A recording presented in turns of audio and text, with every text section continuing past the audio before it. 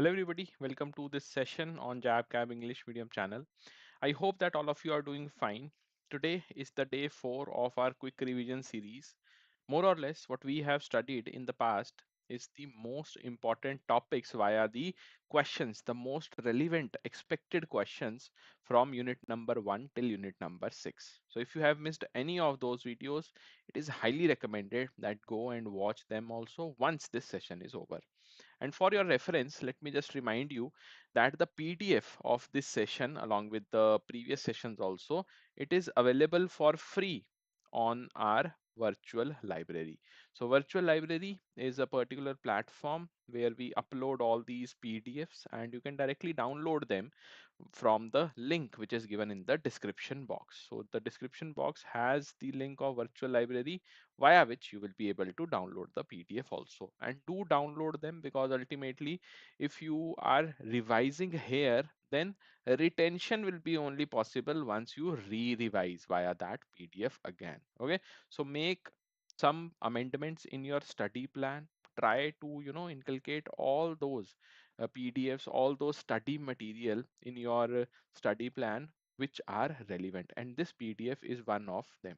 Okay, now let's start our questions and let's just try to learn some concepts via the questions as well. But before that, today let's switch our way of operation. Today we'll be learning some concepts first and after that solving some questions. So when you talk about unit number 7th, we are having some relationships which are the most important one. So bankers special relationships is the chapter's name, and we start our discussion via these relationships only. What are these special relationships? It starts with the mandate, then it is the power of attorney, we have the banker's lien, the right to set off, then right of appropriation as well. So all these five clubbed together, we'll call them as the special relationships in the banking industry. So let's just try to understand them one by one. What is this mandate?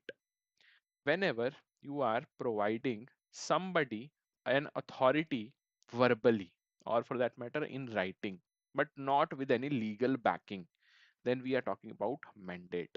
These are just non-registered written instruction allowing a third party to operate an account on the holder's behalf. Like you must have seen in the banks also that there are some cash credit limits, and the CC limit owner never comes to the bank. Rather than their manager comes with the check, right? And the signature, or for that matter, the operation, the banking operation, the branch's operation will be overseen by this manager only, who is not the owner of the CC limit, but ultimately managing. On whose behalf? On the behalf of the owner. And why this manager is managing the banking operations? Because the owner has given him the mandate. Okay, so it is not at all legally enforceable. No legal document is involved. Just a non-registered written instruction is given to the manager, and the same has been forwarded to the bank also, that yes, on my behalf this particular manager will be coming and submitting the checks.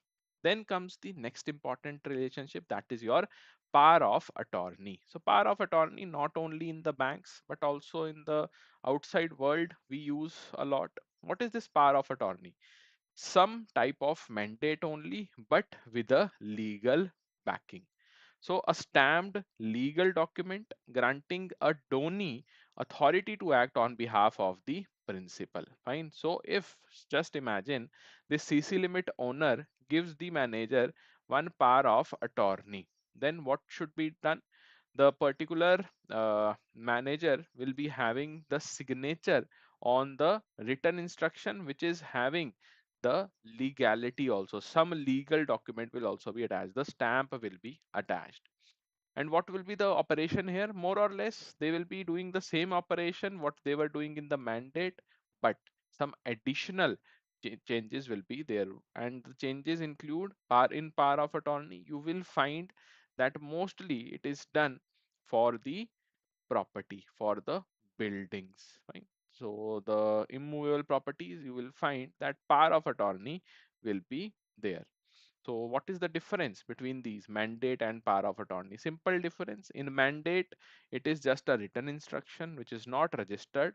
But when we stamp it with a legal document attached, it becomes the power of attorney on your behalf. In both the scenarios, somebody else is doing the job, but one is with the backing of law, another one is without any backing.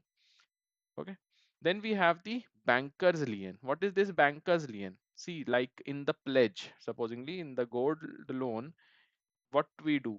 We say that a pledge agreement has been mentioned and the borrower should keep the gold with the bank, right? That is what happens in the gold loan. And we are talking about the pledge setup here.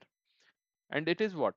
Directly, the bank is instructing the customer to do this.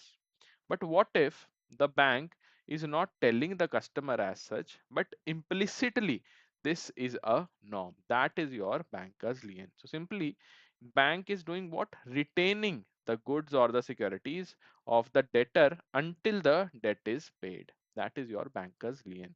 It is more or less an implied pledge as mentioned in the Indian Contract Act section 171. So implied pledge you can call one banker's lien, that until your debt is not being fulfilled, not being repaid, I will be holding your securities. I'll be holding some of your goods. Then comes the most important type of setup, your right to set off. Again, an extension of the, you can say, loan arrangement only, where the bank enjoys the right to adjust the credit balance against an overdue loan. So the credit balance will be held by the customer where in their saving bank account, and the loan account will be overdrawn. Once it is overdrawn, then bank can directly transfer money from the saving bank account to the overdrawn account. Right? So you can say that notice will be provided that we will be doing what, some transfer from the saving bank account of yours to the loan account which is now having some overdrawn, which has now been overdrawn, but ultimately the right is there. They can set off, bank can set off the entire loan amount which is overdrawn via the credit account where you are holding the credit balance. That is the right of the bank. Then is right of appropriation. So if we have multiple loan accounts means that one customer is having three loan accounts. Let's suppose one account is for 3 lakh, then 5 lakh, and then 10 lakh. Three loan amounts are mentioned here with three accounts. So first of all, whenever the customer will give you, let's suppose, a sum of rupees 1 lakh and asks you to settle the dues in the respective loan accounts. So let's suppose the EMI of all these accounts is 10K here, then here is 15K, and in the last one it is 20K. So it depends on the bank now that how to utilize this sum of 1 lakh for the payment of all these EMIs.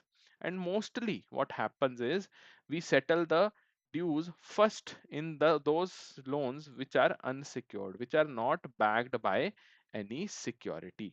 Secondly, we go with the oldest loan, fine, out of these, whichever is the oldest one. And when we say that once we are done with this process, then we decide that which particular loan we will be settling first, which particular due will be settling first. So supposingly the unsecured loan is this 3 lakh one. So 1 lakh, out of this 1 lakh, 10,000 will go first in this particular loan. Then suppose the oldest one is this 10 lakh amount. For 20,000 you will be paying from this 1 lakh then. And lastly, the remaining amount of this 1 lakh will be paid here. So like that, you are doing what? You are appropriately utilizing the funds in proportion to the loan accounts. Right? That is your right of appropriation. Right? So when the debtor pays without direction, bank can allocate the payment to any loan account. Fine. The customer has given you 1 lakh. and not mentioned how to go with this amount and adjust the loans. Bank directly has the right of appropriation and be appropriately judging that how to utilize them. It is mentioned where in the section 59 till 61 of Indian Contract Act. Fine. So mandate, power of attorney, more or less similar with one difference. Bankers lien, more or less you are trying to have a security, retain a security until the loan is fulfilled. Right to set off, you have the funds in the credit balance, transferring it to the loan account. Right of appropriation, an improved version of right to set off, but with the multiple loan accounts. Fine. So that's how we must remember. You should remember the keywords, at least the keywords of all of these five. Okay, so mandate and power of attorney, let's just quickly see in more detail. Mandate is non-registered, informal written instruction only, whereas power of attorney is stamped and a registered legal document. Mandate is temporary in nature for a shorter period of time.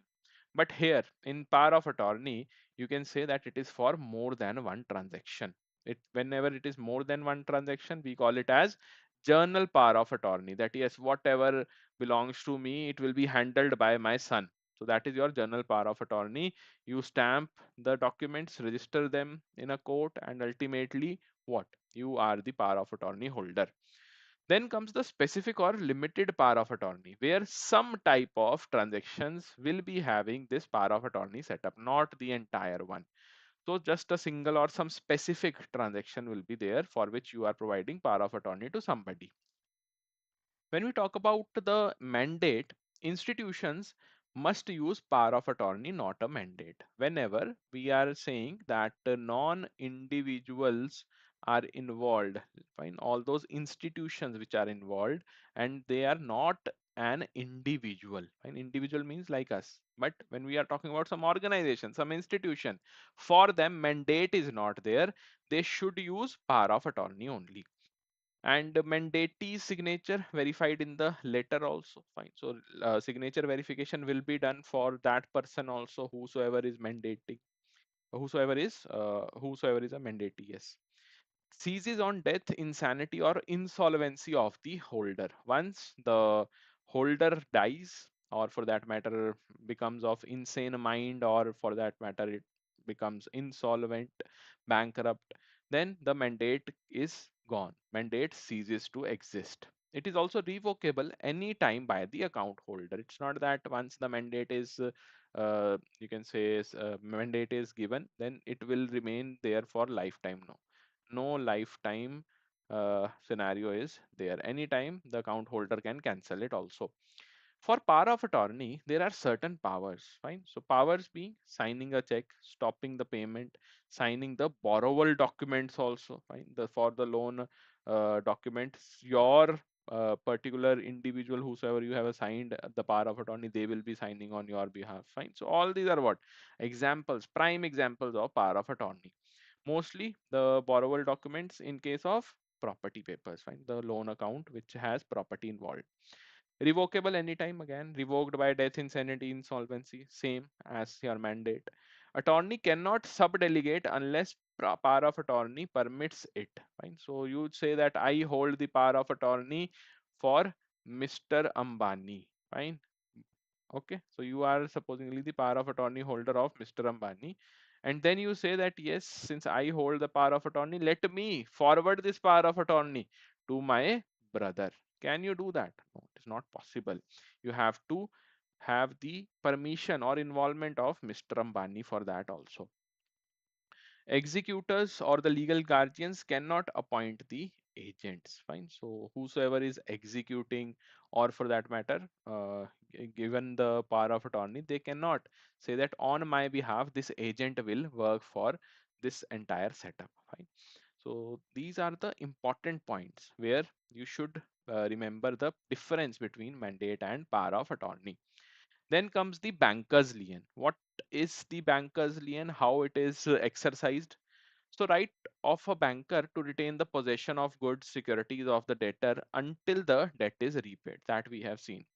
It is also known as implied pledge because same scenario is there like a pledge only, but it is implied. It is not mentioned anywhere. By default, you can say that it resembles the pledge. Section 147 of the Indian Contract Act talks about the banker's lien. And in the lien also you have two types, journal as well as particular. So journal lien, section 175 has all the details. Bank retains goods for journal balance of account, fine, only for journal purpose. That yes, in journal I am holding this particular individual's account with a lien because I think that in future something will happen journally. No specific agreement is needed, applies across all the transactions with the customer, whatsoever the transactions are. But particularly and talks about some specific type of transactions. Common law right, and when we talk about retaining goods only for specific dues arising for those from those goods. Okay, specific dues means supposingly loan account. Only for loan account you are holding the lien. Narrower scope than the journal lien, fine, this has a broader scope that any circumstance whatsoever you can have the journal lien. Charge limited to the specific transaction, fine. So when you talk about the charge, it is limited. It is not that the specific transaction is there and then you say that yes, now let's just let's have an overhaul view of this particular account holder and give them the journal lien also. No, only if you are picking the particular lien for a specific account, then the charge will be the limited one. And charge will be what? The amount which is involved in the loan only, if you are doing for the loan purposes. Lien cannot be exercised on safe custody articles. And you say that yes, the articles are there in the safe custody of the bank, and you say that yes, now let's just recover the money from the safe custody articles. No, it cannot be uh, taken into consideration for the banker's lien. Documents deposited for a specific purpose. Already one home loan is running and the property documents are with the bank, and the bank says that yes, banker lien will be there thanks to these documents which I hold. No, again, not possible. Articles left negligently. Fine, a person who comes for, let's suppose, some loan, and the loan is now done, the amount has been transferred to the customer, and they have left their mobile phone. So you can say that this mobile phone is already in a possession, fine, possession of whom? Possession of the customer only. Negligently they forgot this, and you cannot just claim it and say that yes, I will be recovering the dues of this loan if at all it is not paid via selling of the mobile. Cannot happen. Then comes immature or the contingent debts. Fine. So right now the EMI is not pending, and for the future date you are saying that yes, let me just recover some amount and charge the lien. Not possible. For the stolen goods also, no lien will be exercised. So these rights are to be exercised only when something arises. It's not that nothing has happened, everything is going on smoothly, and you are exercising the right. Not possible. Then comes the right to set off, a very important one. The right of a debtor to take into account debt owed to him by the creditor when paying a debt due from him to that creditor. Simply account with the deposit. So customer will be the creditor and banker will be the debtor. When we talk about the loan, then bank will be acting as a creditor, customer will be the debtor. Now, when you talk about the right of set off, some essential features are there which you should know. It is a statutory right, and backed by a law. Bank must serve the reasonable notice to the customer also. No agreement should exist between the parties to exclude this right. That yes, while signing the loan document, customer says to the bank that this right of set off, na, let's just agree that both of us are in the same position and we have a same opinion that this exercise will not be done by the bank. No, such kind of setup is not permitted. Debts must be mutual, certain, and both due as well as recoverable on the date of set off. It's not that for the you can say future date, or for that matter the past date you are doing this particular. Once the date is passed, then only you can do it. No, for the due date also you can do that. So for example, today is the due date, today you can do. But if the date is after 10 days, if the due date is after 10 days, today you cannot do that like that. Okay. All the branches of a bank, single entity for the set off cannot apply to the contingent debts. Only the debt for which the money is there, for which the particular amount is due, that only will be settled thanks to this right to set off. Then comes the right of appropriation, section 59 till 61, and again Indian Contract Act 1872 talks about the same. Now, when a debtor pays without specifying which debt the payment should go, then the creditor decides, the bank will decide. Debtor can direct by express intimation or by circumstances implying that yes, this is how you should do. Or who can do it? The creditor, the bank directly. If the debtor gives no direction, creditor may apply the discretion. And if creditor is also not applying, then court can also do that. If neither party appropriates, court applies the payment to debts and in order of the time. Now comes the main agenda of our discussion, that is the ultimate questions. Fine. But before that, let me just remind you that we are conducting the revision classes on regular basis, and 6 p.m. you have AFM, 6:30 IFS, 7 p.m. RBWN, 7:30 is PPB from Monday till Saturday. So do subscribe our channel if you are new to this channel, and if you have any kind of issue related to the classes, the paid classes, if you want to inquire about them, then this is the number 0981 981 9247, where you can directly call us and have your queries addressed. Right now, huge discounts are ongoing on the Mahapack. So JAIIB Mahapack, you can have the 82% discount if you apply the discount code Y1003 and enroll via the application, which is available on the App Store as well as Google Play. Along with this 82% discount, you have the 4x validity as well. So do grab the offer and give us a call on this particular number. Fine. Now let's try to solve some questions. When we say that a mandate ceases to be valid in which of the following situations? So account holder changes his address, death, insanity, insolvency, mandate shifts to another city, or when the bank undergoes merger. We have seen that the mandate ceases only when on death, insanity, or insolvency of the account holder. So B will be the right answer. Then comes your journal lien. The journal lien of banks is defined under which section of the Indian Contract Act? Just now we have seen 59, 126, 171 or 148. So the right answer is 171. 171 will be the right answer. So here you can see that a mandate automatically becomes invalid on death, insanity, or insolvency and bankruptcy of the account holder. Section 171 talks about the ultimate journal lien of the bankers, where the bank may retain the goods as security for the journal balance of account.